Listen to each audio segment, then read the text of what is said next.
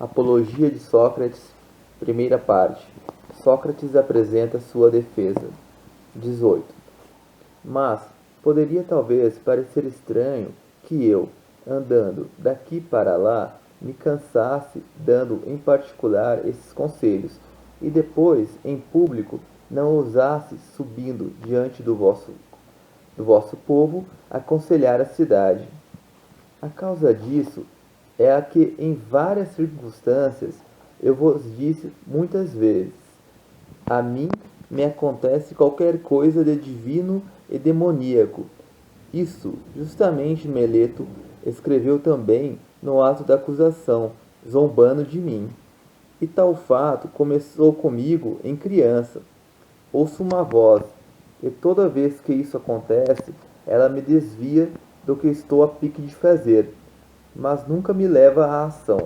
Ora, é isso que me impede de me ocupar dos negócios do Estado, e até me parece que muito a propósito mo impede, porquanto, sabei-o bem, cidadãos atenienses, se eu, há muito tempo, tivesse empreendido ocupar-me com os negócios do Estado, há muito tempo já estaria morto, e não teria sido útil em nada, nem a vós, nem a mim mesmo. E não vos encolorizeis comigo, porque digo a verdade.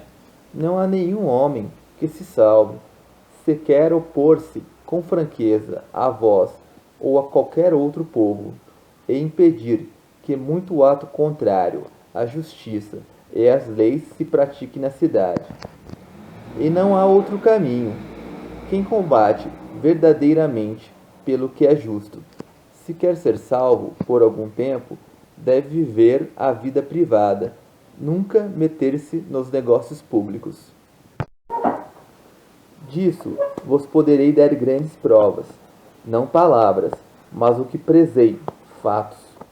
Ouvi, pois, de minha boca o que me aconteceu, para que não saibas que não há ninguém a quem eu tenha feito concessões com desprezo da justiça e por medo da morte, e que, ao mesmo tempo, por essa recusa de toda concessão, deverei morrer. Dir-vo-eis, talvez, coisas comuns e pedantescas, mas verdadeiras. De fato, cidadãos atenienses, não tenho mais nenhum cargo público na cidade, mas fui senador, e a nossa anticoida coube, por sorte, a Pritânia, quando quisestes que aqueles 10 estrategistas que não haviam recolhido os mortos e os náufragos da batalha naval fossem julgados coletivamente contra a lei, no que todos vós conviestes. Então, somente eu, dos pritanos, me opus a vós, não querendo agir em oposição à lei, e votei contra.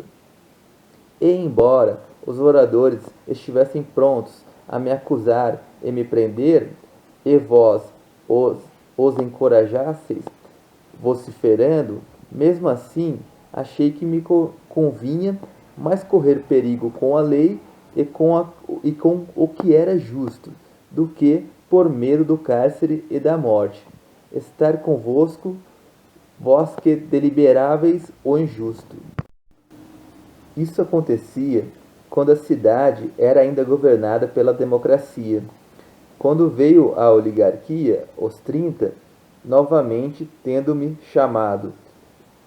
Em quinto lugar, ao tolo, ordenaram-me que fosse a Salamina buscar o leão Salamínio, para que fosse morto. Muitos fatos desse gênero tinham sido ordenados a muitos outros, com o fim de cobrir de infância quanto pudessem. Talvez naquele momento, não com palavras, mas com fatos, demonstrei de novo que a morte não me importava, ou me importava menos que um figo. Eu diria, se não fosse indelicado dizê-lo. Mas não fazer nada de injusto e de ímpio, isso sim, me importa, acima de tudo, pois aquele governo, embora tão violento, não me intimidou, para que fizesse alguma injustiça. Mas quando saímos de Tolo, os outros 4 foram a Salaminas e trouxeram Leão, e eu, ao contrário, afastei-me deles e fui para casa. Naquela ocasião, eu teria sido morto, se o governo não fosse derrubado pouco depois. E disso tendes testemunhas em grande número. Ora, julgais que eu teria vivido tantos anos se me tivesse aplicado aos negócios públicos, e procedendo como homem de bem, tivesse defendido as coisas justas, e, como deve ser, tivesse dado a isso maior importância. Muito longe disso, cidadãos atenienses. Na verdade, também nenhum outro se teria salvo. Eu, porém, durante toda a minha vida, se fiz alguma coisa, em público ou em particular, vos apareço sempre o mesmo, não tendo jamais concedido coisa alguma contra a justiça, nem aos outros, nem a algum daqueles que meus caluniadores chamam de meus discípulos.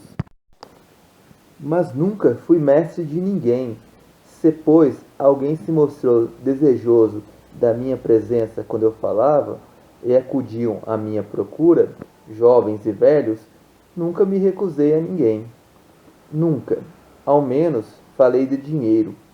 Mas igualmente me presto a me interrogar os ricos e os pobres, quando alguém, respondendo, quer ouvir o que digo, e se algum deles se torna melhor ou não se torna, não posso ser responsável, pois quem não prometi nem dei, nesse sentido, nenhum ensinamento.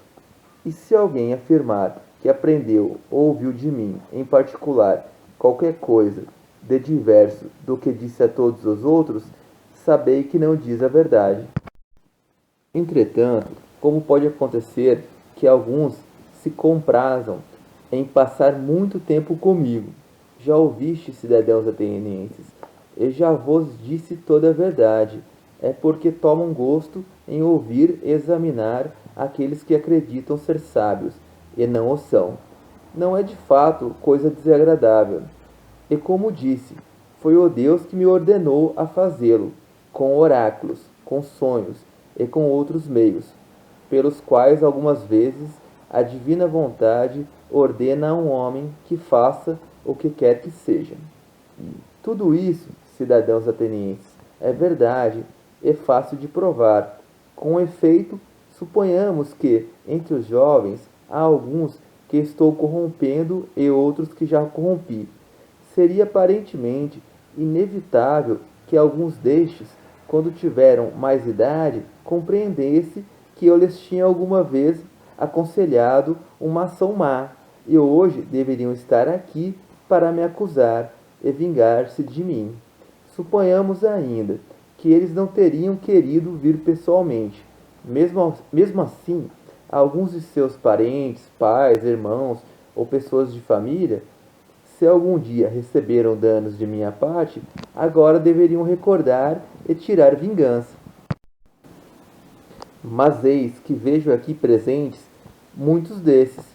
Primeiro Criton, meu contemporâneo dos mesmos Demos, pai de Critóbulo, depois Lisanias, Efésio, pai de Epígenes, além desses outros cujos irmãos estiveram comigo na intimidade. Nicostrato, filho de Teosóides, irmão de Teodoto, e Teodoto, que já é falecido, não poderia impedir Nicostrato de falar contra mim.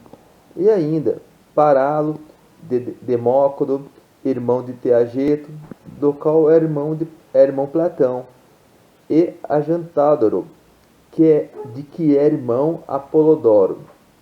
E muitos outros eu poderia citar, alguns dos quais, especialmente, deveriam ter sido apresentados por Meleto, como testemunhas no seu discurso. Mas se agora se esquivam, aos presentes aqui eu lhes permito dizerem se há qualquer coisa dessa natureza. Mas vós, ó juízes, sois de parecer contrário, achareis que todos estão prontos a me ajudar, mas incorruptíveis, homens já de idade avançada, parentes daqueles Que razão teriam para me ajudar senão aquela, reta e justa, convencidos de que Meleto mente e que eu digo a verdade?